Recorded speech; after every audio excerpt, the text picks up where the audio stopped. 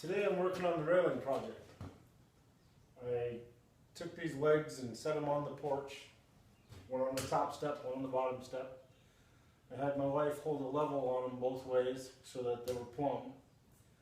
Then I C-clamped these two extra pieces of tubing to it, and then tacked the whole works together. So the cross bracing here and these two bars are not going to be part of the railing.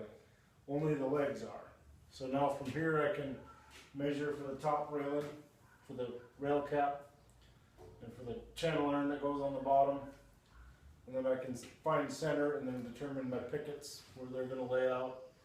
And then the wrought iron scroll work as well, where that's going to go. And the whole while I'm working on it, the dimensions stay the same, so it fits the steps it was made for.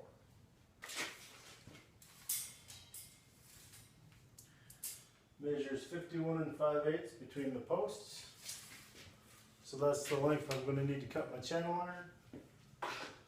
And I'm going to have to cut it at a bevel so it'll fit nice and neat. And one of these is an angle finder. It's worth its weight in gold. I'm not particularly good at algebra. So I just Xerox the angle that I want and put this to use. Now I'm going to open the doors and set up the sawhorses and cut the material.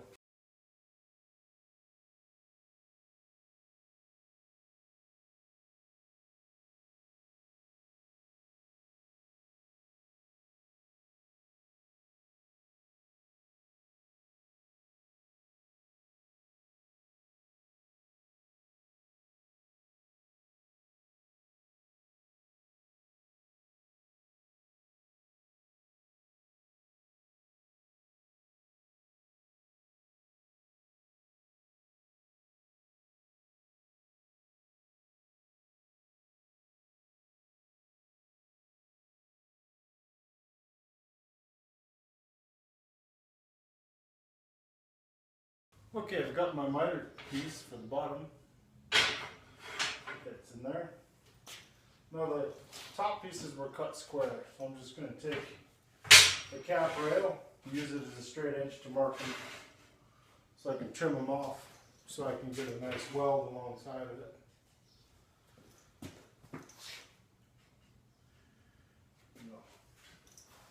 Use my angle grinder to cut it with a cutoff wheel. Marks. And my square. Transfer the marks.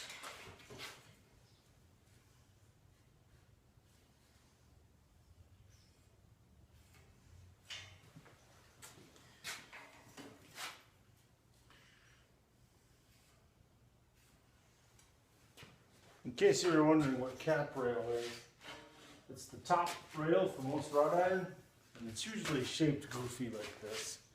Get a good view of it in the light there. That's what makes it all look decorative and pretty. Not cheap stuff. And it's actually grooved out in the center to kind of fit over the tubing a little bit.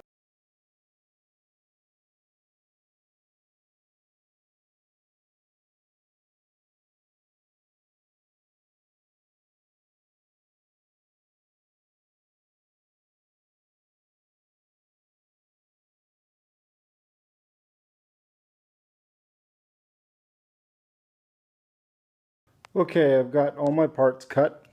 I've got some layout marks. You can see them on the far side of the railing over there. And then over there on my anvil, you can see I've got squirrel work. That's all done. And I've got all my pickets. They're all laid out here.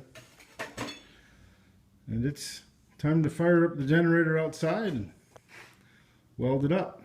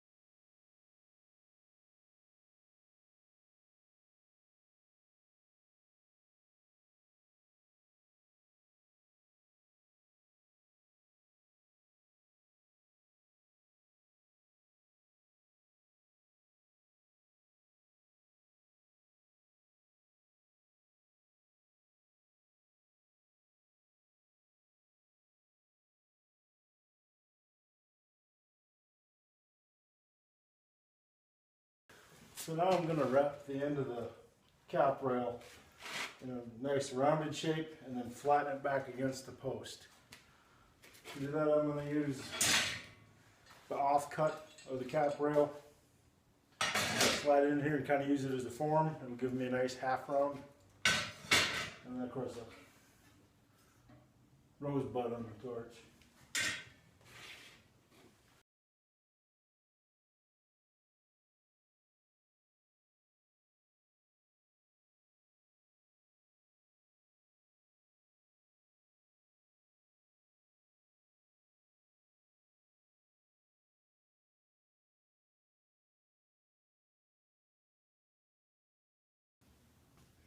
And there's a look at what the final shape is after forming the cap rail around the cutoff section.